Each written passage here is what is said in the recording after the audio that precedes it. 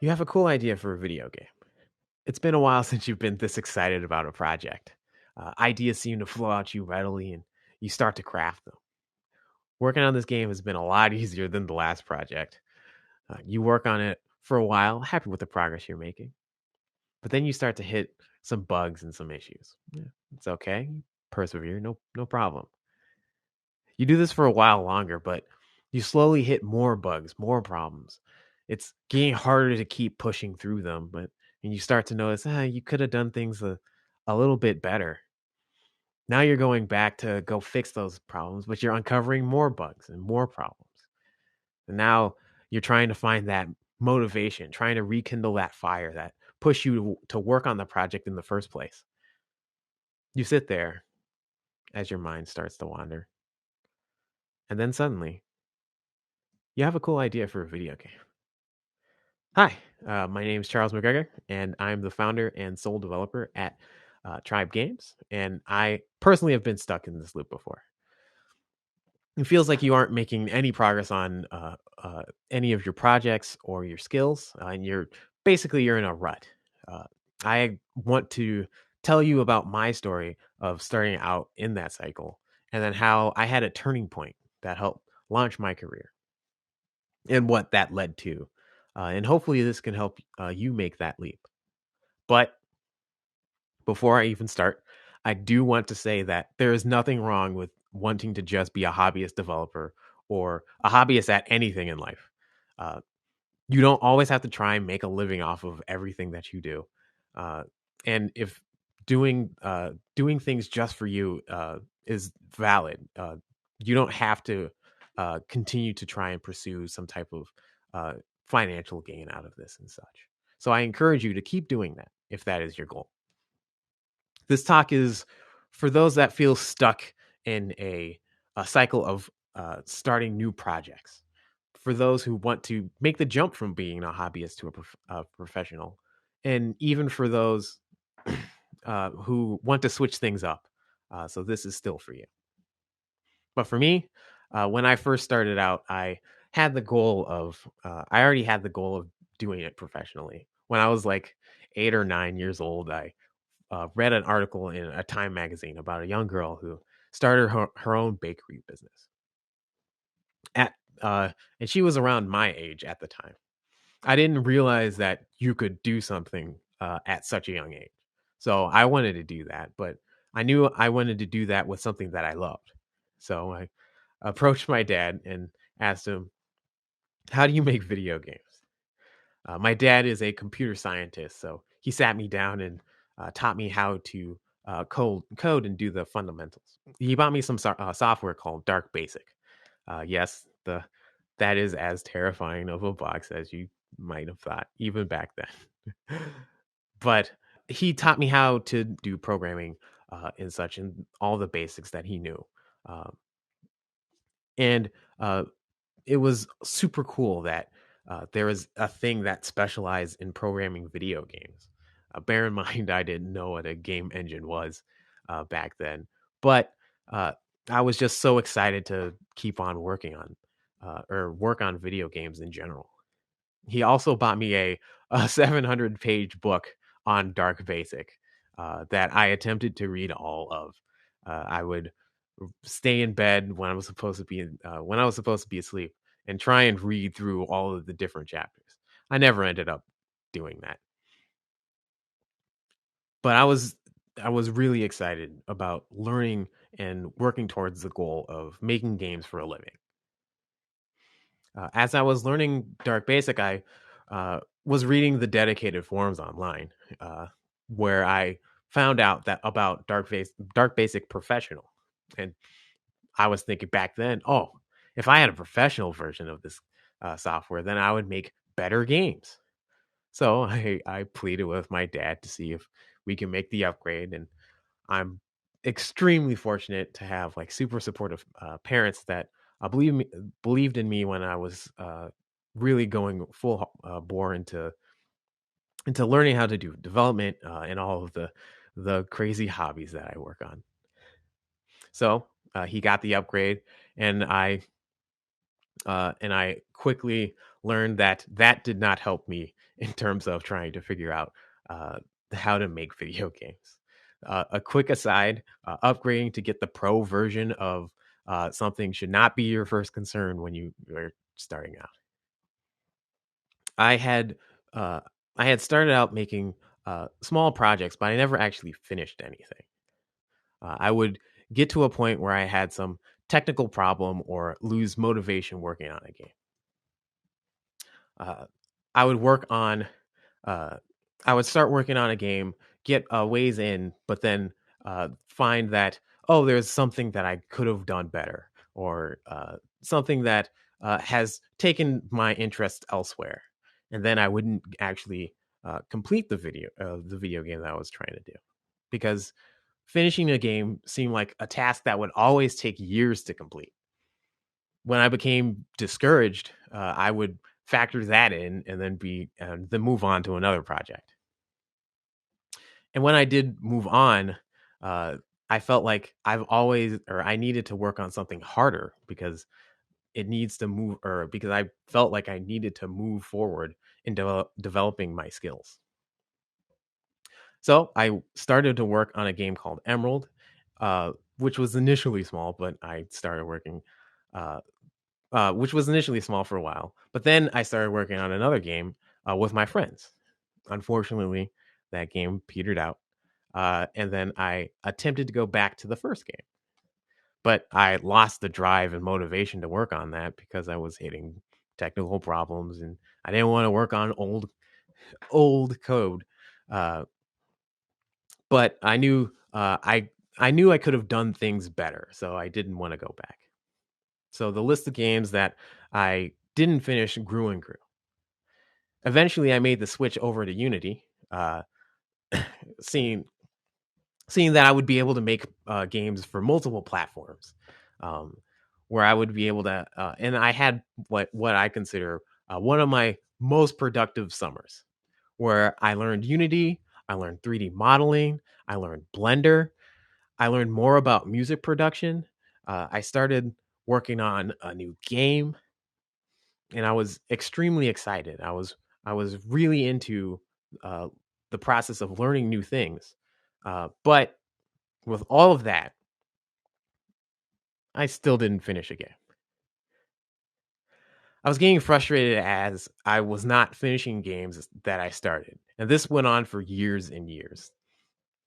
This started out when since I learned about DARKBASIC back when I was a kid to in the middle of high school, still trying to figure out how to finish games. As I was learning more and more about Unity and starting and stopping projects, of course, I came across a Unity forum post that told a story, and the post was called "The Answer to Every Can It Be Done and I've Lost My Way" post. The post starts out with a more whimsical take on what I led the talk out with. The journey of someone who followed the sound of an ambitious project right away, how it led them astray and losing that drive to keep working on that project.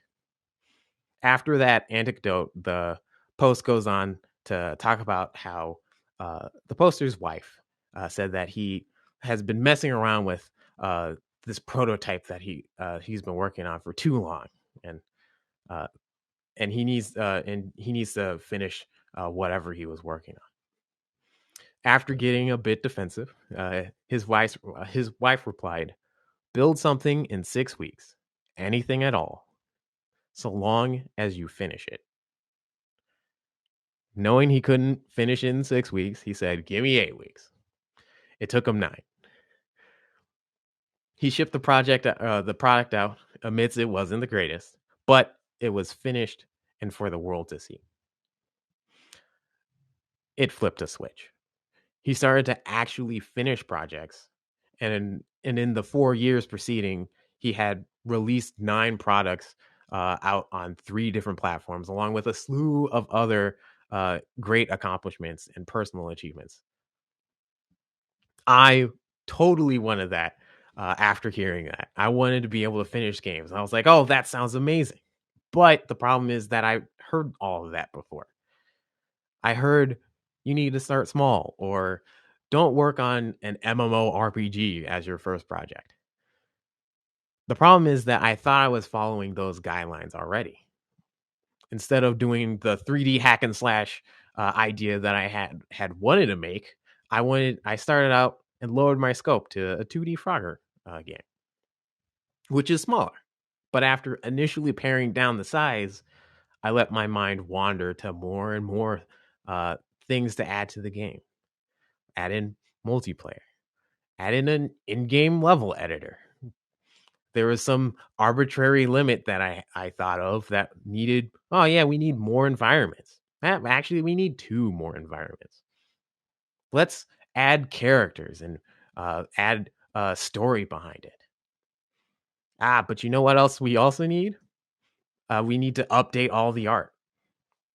And then we should also add some more environments because clearly there's not enough environments. It's not actually a game yet if there are not enough environments. And then the crowning achievement is, instead of working on what I already had, let's make bigger levels.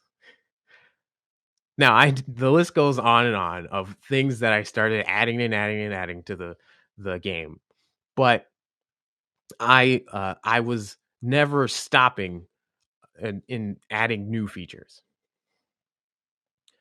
The post hit me because I was him. I toiled away on a game for a while, but then I didn't finish it. I kept going and I didn't know when to stop, or I didn't know when to stop adding features, or the game was already too big in some of the earlier versions of games that I started. But that post came at a great time. I had the opportunity to make a small game for a school club fair that we were trying to showcase our work at. The catch? I had 2 days to finish it. Perfect. The game had to be complete. It had a deadline. So I started to get working on it. The game needed to be flashy and easy to pick up and play, but it ultimately needed to be finished in 2 days. So I was inspired by one of my favorite arcade games, Geometry Wars, and I started work on Glitch in the System. It was rough, but it was completed. And I showed it off at the event, and it went amazingly. Sure, there were some bugs, and it wasn't the most balanced game out there, but there was something that was actually finished. And from after that event, I said, okay, I'm going to polish what I already have. I'm going to release it, and I have 2 weeks. I'm giving myself a 2-week limit. So I started working and polishing, and I said I had 2 weeks. It took 2 months.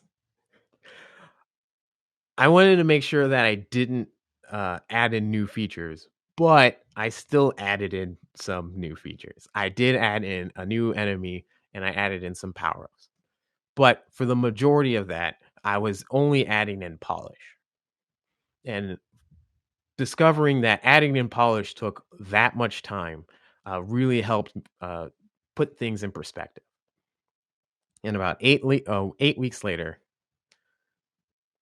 I finished. I was done. I remember when I put in the last line of code. I remember when I used that 3D modeling experience that I learned that one summer to help make the trailer. I remember sitting there after releasing the game on my website, thinking to myself, I did it. It was a surreal experience because I've never gotten to that point where I got to the point where I could say that, hey, I actually finished. And with this, the floodgates opened. Glitch in the System opened up so many doors that I didn't want to take them for granted. I had the opportunity to port the game to mobile, RIP Windows Phone. I was able to get my first paid gig because of it. I was able to do some of my first public talks because of glitch in the system. I won my first award because of a game that I made, which is absolutely insane, and I can't believe that that's the case. So with that, I was able to keep that momentum. I started to understand what it what went into finishing a game because I now had experience of doing it. Sure, it was a small game, but the ending to development was no longer a hazy area. It no longer was, oh, this automatically takes years and years because it's a video game. So I was able to start working on projects that were much more reasonable in scope. And I understood what caused my games to blow. I better understood what caused my games to blow. Adding in new features every week uh, would tend to do that. So yeah, I didn't want to jump into any bigger project than glitching the system right away. I wanted to continue learning from smaller projects and smaller game jams, smaller projects, where that's where I learned about game jams, where you have a set amount of time to finish games. This helped me make more progress in learning and growing as a developer. I was able to do my first contract job because of glitch in the system, as I mentioned. I was able to work on my first VR experience uh, with the Minnesota Orchestra, which is insane to think about.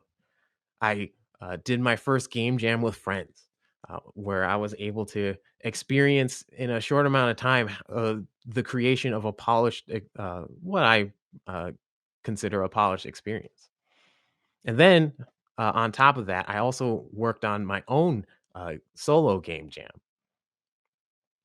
So I continued down this path, working on more smaller games to help me get better and better. And not all the games that I've worked on from then on out did see the finish line. And it's okay if you don't finish some games. But it became less about me running out of steam on those ideas on those games, but it's more on, oh, these ideas are not working out. So after doing this about 2 years, I had about eight projects finished of varying sizes, which is a stark contrast to what I had done before. So this ultimately led me to my biggest solo project I had taken on. A project that was born out of similar constraints from my first completed game. I had 4 days to complete a game that I was going to present to a class that had nothing to do with video games. This led me to start work on Hyperdot. I applied what I learned from all the other projects that I had worked on from before, and I scoped it to what I thought would be reasonable after showcasing or after doing the presentation from that 4 days. I'd scoped it to what I thought would be reasonable to be done in about 6 months total. It took nearly 4 years. So, yeah, it doesn't always work out perfectly every time, but I still ended up finishing the game. I was able to practice what I've learned from previous projects, and I limited my scope early to uh, and I had clear goals. And even though I fell into some of the same trappings as a project like my first project, the difference was that I had much more experience um, dealing with each part of the game, so I could figure out the size of the endeavors that I'm going into. So yes, Hyperdot also has uh, multiple environments. It also has more mechanics, adding in an in-game level editor. But I was more comfortable working on those because I was able to experience them from previous projects or my past finished games. So with that, in the end, I was able to actually make a game that I was immensely proud of, a game that I stayed true to the original design pillars of, a game that I finished. Hyperdot was partially made so I could prove to myself that I could finish a game that was bigger than Glitch in the System, that I could express myself through mechanics, design, music, and art of a game. But Hyperdot became much more than just the game. Hyperdot, I hold Hyperdot so close to my heart because I was able to fulfill those childhood dreams that I had all those years ago. I was able to do things that I only seen on a TV or a computer screen. I was able to meet people that I followed for years. I'm able to do this very talk, uh, and I was able to finish a game, point to it, and say, "I made that," and I'm really proud of that. Okay, so you're probably tired of hearing me wax poetics about my story and whatnot. So, with all that said, what can we take away with all of this? When you feel like you are getting nowhere in your projects, or you're restarting all the time, when you feel like you aren't making progress and getting better at development, when you want to take the next step, try to finish a game. It doesn't matter how small you think that idea is. Go through the process of releasing a game. And when I say releasing doesn't only mean put it on the store. It could mean that, but it also could mean just post it on a forum or share it with your friends and family. It doesn't always have to be publicly available to everyone. Just go through the process so then you can better understand the scope of all of the things that you're trying to do for future games. And I know that you have probably heard this advice before, because I heard it before that forum post, which is try making a small game. But sometimes it's hard to figure out how small you should make it. So try putting a time limit on the development. Try putting a time limit on the development and add a stopping point after 2 months, or 1 month, or even 1 week. Try making a game that you can finish in that time, include releasing and whatever releasing means to you. Try doing a game jam that would add a lower pressure, so you have 48 hours to make it. And because it's only 48 hours, it doesn't have to be the greatest thing since indoor plumbing. It can be what it is for the 48 hours. It can be creative or expressive, but as long as you try and finish the game. And I know that you really want to work on that dream project of yours. That idea that seems a little bit too big, or just it seems like, oh, this is the thing that is motivating me to work on the game. Try before you do work on that. Hold on to that idea and try and make a smaller game, multiple smaller games that can teach you how to work on that big game. Try pulling out that cool art style that you're thinking of, and then work on an experiment or a prototype or even a finished game on doing that. Try pulling out that mechanic or the sweet audio ideas that you have, and do those on separate projects. That way, when you do go back to that big idea, it's more refined because you have that idea of what you have a better idea of how this entire game will be scoped out. Because think of it this way. Think of the first time that you did something that you do regularly now. Think of the first time that you played a game, or you drew a doodle, or played an instrument, or ran a race. Then compare that first time to where you are now.